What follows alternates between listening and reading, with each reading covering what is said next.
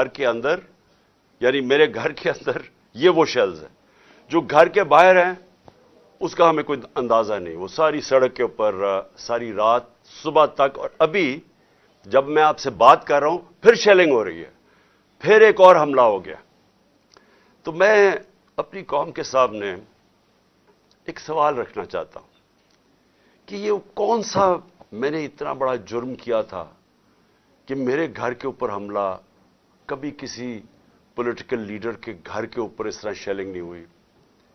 اور وہاں عورتیں تھیں, ہمارے نوجوان تھے, ان کے اوپر جس طرح اٹیک کیا گیا, اس کی کوئی تو کیا وجہ تھی؟ میرا جرم کیا تھا؟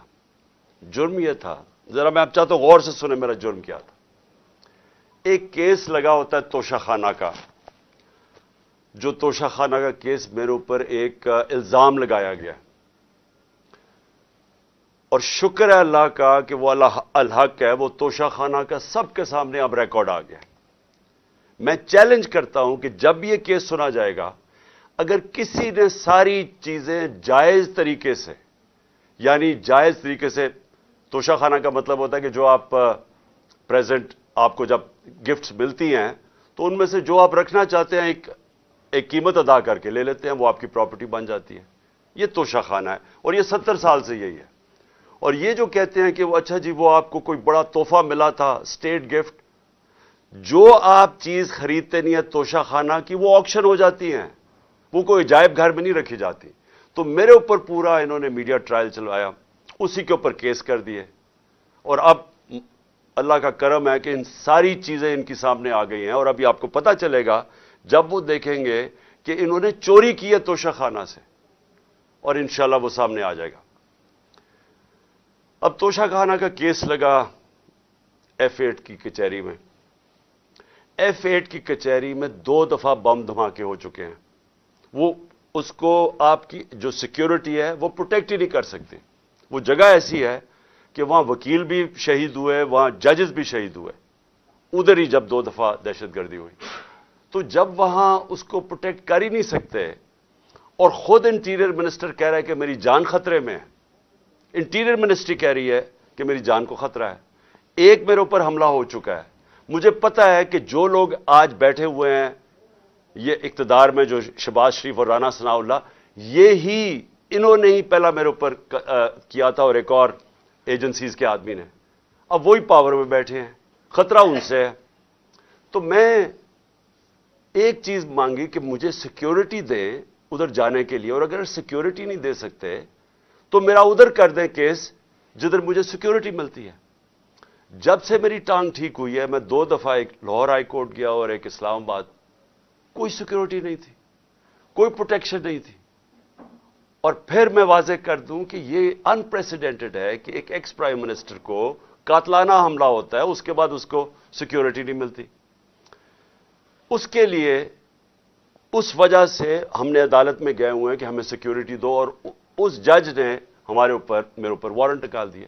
اب یہ وارنٹ کیا ہے؟ جس کے لیے پولیس آئی ہوئی تھی. میں یہ ذرا سارا آپ کو سمجھانا چاہتا ہوں کہ یہ جو ساری ابھی بھی شیلنگ ہو رہی ہے, یہ پولیس کا اور کوئی کام نہیں ہے, پوری فوج کی فوج آئی ہوئی ہے, رینجرز آئے ہوئے ہیں کہ اس طرح کوئی دہشت گرد یا زمان پاک میں بیٹھا ہوا ہے. وارنٹ صرف یہ تھے کہ آپ کو پولیس عدالت میں پیش کرے, یہ ہے وارنٹ. جس عدالت میں اس لیے نہیں جا سکا کیونکہ سیکیورٹی کا ایشو تھا, عدالت نے پیش کرنا, یہ پولیس نے وہاں پیش کرنا تھا. رات کو جو پریزیڈنٹ ہیں لاہور ہائی کورٹ کے بار کے اشتیاق خان, انہوں نے شورٹی دے دی, ان کو میں نے آتھرائز کر دیا, انہوں نے شورٹی دی کہ وہ جو میرا اپیرنس ہے ہائی کورٹ میں وہ گارنٹی کرتے ہیں. 18 کو انہوں نے شورٹی دے دی میں ہائی کورٹ میں پریزنٹ ہوں گا. تو جب انہوں نے شورٹی دے دی تو وہ پولیس آفیسر جو مجھے اریسٹ کرنے آیا تھا اس کو شورٹی مل جاتی, وہ کیس اس کو انتظار کرنا چاہیے. تو میں نے فیصلہ کر لیا کہ میں عدالت جا رہا ہوں, اس لیے تو وہ آیا تھا مجھے اریسٹ کرنے. اور یہ قانون ہے, یہ جو کوڈ آف کرمنل CCP جسے کہتے ہیں کہ کوڈ فار کرمنل CRPC, جو کوڈ ہوتی ہے جو جس کے تحت یہ قانون بنا ہوا ہے, اس کا سیکشن 75 کہتا ہے کہ یہ اگر کر دیں تو پولیس آپ کو اریسٹ نہیں کرتی. تو وہ رات لے کے پھر رہا اشتہا خان یہ اب شیورٹی, اور پولیس والا ہی نہیں مل رہا. وہ کیوں نہیں مل رہا؟ کیونکہ انہوں نے فیصلہ کیا ہوا تھا میرے اوپر یہ اٹیک کرنے کا. اب یہ میں آپ کو دکھا رہا ہوں کہ یہ صرف شیلز نہیں ہیں, یہ گولیاں آپ کے سامنے ہیں. یہ گولیاں چلائی انہوں نے یہاں. یہ گولیاں چلانے والے ایک آدمی کو عدالت میں پیش کرنے کے لیے نہیں آتے. ان کے عزائم, یہ جو اوپر سارے بیٹھے ہوئے ہیں جنہوں نے پہلے ہی مجھے قتل کرنے کی کوشش کی تھی, ان کے عزائم یہ نہیں تھے کہ عمران خان نے یہ عدالت میں کہ وہ کہہ رہا ہے کہ میں پہنچوں گا, اس کے باوجود یہ حملہ کر رہا ہے اور ابھی تک حملہ ہو رہا ہے. ان کا مقصد کچھ اور ہے. لندن کے اندر پلان بنا, وعدے کیے گئے نواز شریف سے.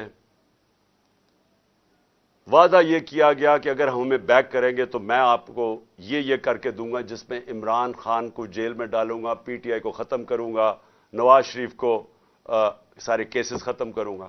یہ پلان تھا پورا. یہ پلان بڑی دیر سے پتہ ہے, میں بتاتا جا رہا ہوں آپ سب کو.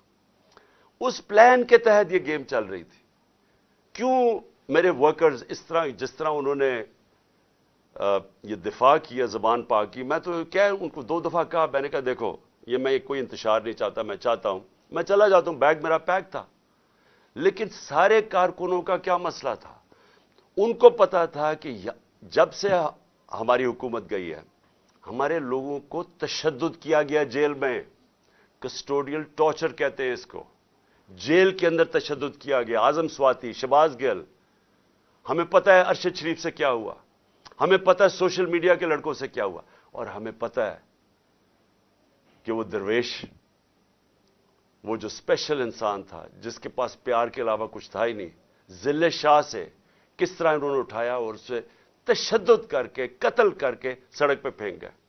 تو وہ سارے فکر کر رہے تھے کہ دیکھیں اگر انہوں نے یہ آپ سے لے گئے ایک دفعہ آپ کو, تو یہ آپ سے بھی یہ کریں گے. اس لیے انہوں نے رات سے وہ مقابلہ کر رہے ہیں ان کا, صرف اس وجہ سے.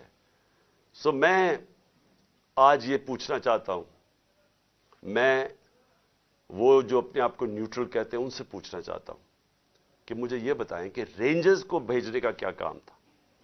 میرے دیوار کے اوپر رینجرز چڑھ رہے تھے, اندر آنے لگے تھے. یہ میں کون سا جرم کیا کہ رینجرز کو یہاں اٹیک کروایا میرے اوپر؟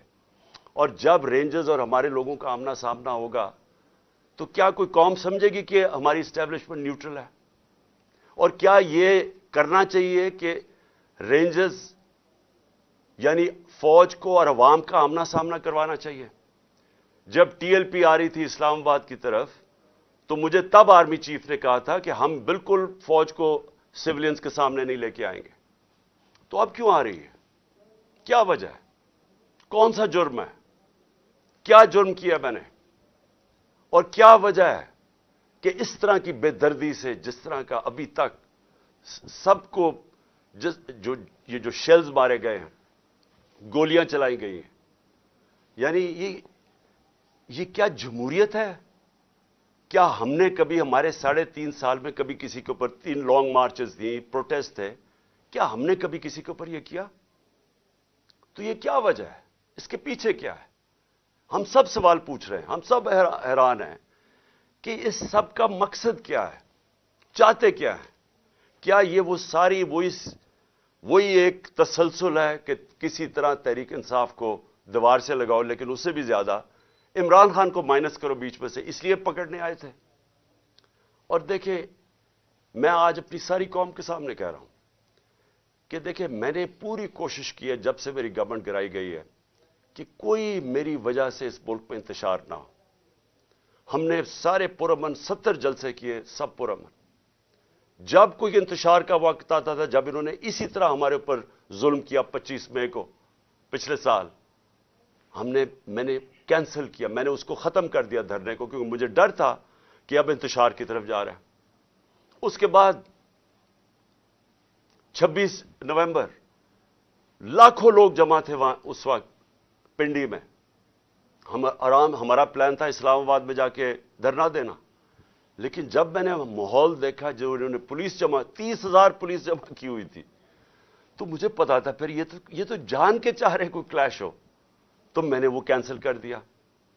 ہم نے 8 مارچ کو ایک پرمیشن لی ہوئی تھی. انہوں نے ہمیں شام کو پولیس نے پرمیشن دی تھی کہ اپنی الیکشن ریلی جو ہم نے اپنی 30 اپریل کی الیکشن کے لیے کرنی تھی, پرمیشن ملی ہوئی تھی, روٹ اپرووڈ تھا. صبح لوگ آ رہے ہیں اور دیکھ رہے ہیں پولیس کھڑی ہوئی ہے اور پولیس کے جتھے کھڑے ہوئے ہیں اور لوگ ریلی کے لیے آ رہے ہیں, اور ایک دم پتہ چلتا ہے کہ دفعہ 144 لگا دی جاتی ہے. کس وجہ سے؟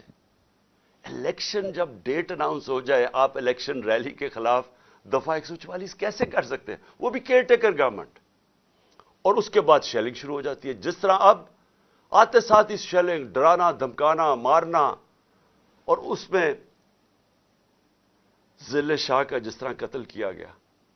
تو اس کے بعد جب اگلے دن ہم نے وہ کیا, پھر سے انہوں نے جب بین کیا اور ان کا خیال تھا کہ ہم پھر سے ریئیکٹ کریں گے, میں نے پھر کینسل کیا کیونکہ مجھے پتا تھا ہمارے لوگوں کو غصہ تھا جو ضلع شاہ سے, سب اسے پیار کرتے تھے. تو اس لیے ہم نے کینسل کی, ہم نے پوسٹ پون کی تاکہ کوئی انتشار نہ ہو. اب مجھے بتائیں, رات سے جب مجھے پتا چلا کہ اچھا یہ وارنٹ آ گئے ہیں تو چلیں میں شیورٹی دے دیتا ہوں, وہ بانڈ سائن کر دیتا ہوں میں اس کے ساتھ, اشتیاق خان کے ساتھ, پریزیڈنٹ لاہور بار ہائی کورٹ بار ایسوسی ایشن. تو پھر کیا چیز رہ گئی تھی؟ کیا وجہ ہے؟ ابھی تک حملے ہو رہے ہیں, عدالت کے اندر ہمارا کیس پڑا ہے, عدالت میں ہم گئے ہوئے ہیں اسلام آباد میں اور لاہور میں, اور ابھی تک یہ شیلنگ رینجرز نے پھر اٹیک کر دیے. اور مجھے ابھی بھی نہیں سمجھ آئی کہ میرے گھر کی دیواروں سے کود کے اندر آ رہے تھے. کیا کوئی کمانڈو ایکشن کرنا تھا کہ عمران خان کو پکڑ کے لے جانا تھا؟ یہ کیا مذاق کر رہے ہیں اس ملک کے ساتھ. اور میں آخر میں افسوس سے کہنا چاہتا ہوں کہ دیکھیں, یہ ملک کو ادھر آپ لے کے جا رہے ہیں, اور جو بھی اس وقت پاور میں بیٹھے ہیں, میں آپ کو یہ بتا دوں کہ ملک کو ادھر لے کے جا رہے ہیں کہ یہ میرے ہاتھ سے بھی چیز نکل جائے گی. اب یہ جو لڑکوں نے, یہ تھوڑے سے تھے, جس طرح انہوں نے وہاں کھڑا ہو کے ٹیئر گیسنگ سب کے باوجود, اتنی بھاری پولیس کی نفری اس کے سامنے کھڑے ہوئے ہیں, صرف اس خوف سے کہ چیئرمین کو اٹھا کے لے جا کے یہ پھر جیلوں میں تشدد کریں گے. اور خوف یہ ہے کہ انہوں نے قتل کرنے کی کوشش کی تھی اور یہی اب جیل میں لے کے جا رہے ہیں. کسی کو اعتماد نہیں ہے ان مجرموں کو, یہ جرائم پیشہ لوگ ہیں, کسی کو ان کے اوپر اعتماد نہیں ہے. تو میں سوال یہ پوچھتا ہوں کہ جو اس وقت اقتدار میں بیٹھے ہیں, جو پاور میں ہیں, جو پاور کنٹرول کرتے ہیں پاکستان کی, اور وہ یہ نہیں ہے یہ جو رانا ثناء اللہ اور یہ جو شہباز شریف ہے جن کے پاس پاور ہے, کیا کوئی فکر ہے آپ کو پاکستان کی؟ کیا آپ کو فکر ہے کہ یہ ملک جا کدھر رہا ہے؟ کیا آپ کو فکر ہے کہ میں اگر آپ جب بھی مجھے پکڑ لیں گے کیا ہوگا؟ جیل میں چلا جاؤں گا. زندگی موت اللہ کے ہاتھ میں ہے, عزت ذلت اس کے ہاتھ میں ہے. کیا کر لیں گے آپ؟ اور زیادہ پارٹی طاقت میں آئے گی, لیکن اس کا جو نتیجے میں جو رد عمل آئے گا وہ کیا فائدہ ہوگا پاکستان کو؟ کس کو نقصان ہوگا؟ جس ملک کی معیشت ابھی بیٹھ چکی ہے, بھی بیکاروں کی طرح پیسے مانگتے پھر رہے ہیں, ملک سکڑتا جا رہا ہے, مہنگائی آسمانوں پہ ہے. مہنگائی ایسی مہنگائی پاکستان کی تاریخ میں نہیں آئی. تنخواہ دار طبقہ پس گیا ہے. بیچاروں کے پاس اس وقت حالات یہ ہیں کہ ان کا 2 ہفتے کے اندر ان کے پاس تنخواہیں ختم ہو جاتی ہیں. اس ماحول کے اندر انتشار پھیلانا, کیا یہ کوئی پاکستانی سوچ رکھے؟ یہ تو کوئی دشمن ایسے کرے ملک کے ساتھ تو یہ ہمارے ہاتھ سے گیم نکل جائے گی. یہ جو حرکتیں ہو رہی ہیں یہ میری, اب یہ جو باہر لڑکے ہیں یہ میری نہیں سن رہے. جب ان کے اوپر یہ انتشار ہو رہا ہے اور یہ جو شیلنگ ہو رہی ہے وہ میری نہیں اب بات سنتے. وہ اب میرا کوئی کنٹرول ان کے اوپر نہیں ہے. اور جس طرح کی یہ بمباری اور یہ سب کے ہاتھ سے نکل جائے گا. اس لیے میں کہنا چاہتا ہوں اپنی عدلیہ سے سب سے پہلے کہ دیکھیں, امید صرف اب ہمیں آپ پہ رہ گئی ہے. یہ جرائم پیشہ لوگ جو گورنمنٹ میں بیٹھے ہیں یہ تو کوشش کر رہے ہیں کہ 80 کیسز کر دی ہیں, یہ تو کیسز بڑھتے جائیں گے. یہ تو کوئی کبھی ایک عدالت کبھی دوسری عدالت, ان کی تو کوشش ہے کہ میں الیکشن نہ لڑوں, یا میں کسی جیل میں چلا جاؤں, اور یا سارا وقت الجھا رہا ہوں کیسز میں کہ کبھی ایک وارنٹ نکل رہا ہے. تو ہمیں تو صرف امید عدلیہ سے ہے, اور دوسری ہم امید لگا رہے ہیں اپنی جو اسٹیبلشمنٹ ہے اس ملک کی کہ کیا آپ کا انٹرسٹ پاکستان میں ہے یا نہیں ہے. تو یہ جو تماشا ہو رہا ہے اس کو بند کریں, ملک کا سوچیں. یہ جو بھی پلان ہے لنڈن کا, اس کے اوپر نہ کام کریں. یہ ملک تباہی کی طرف جا رہا ہے.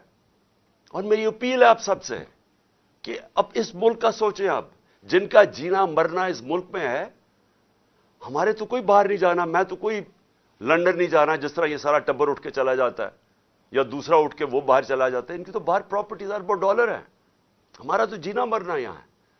تو میرا اکیلے کو فکر نہیں کرنا چاہیے, ہر اس پاکستانی کو اس ملک کا سوچنا چاہیے جو اٹھ کے لنڈن نہیں چلا جائے گا, جس کے باہر ڈالرز ہی پڑے ہوئے.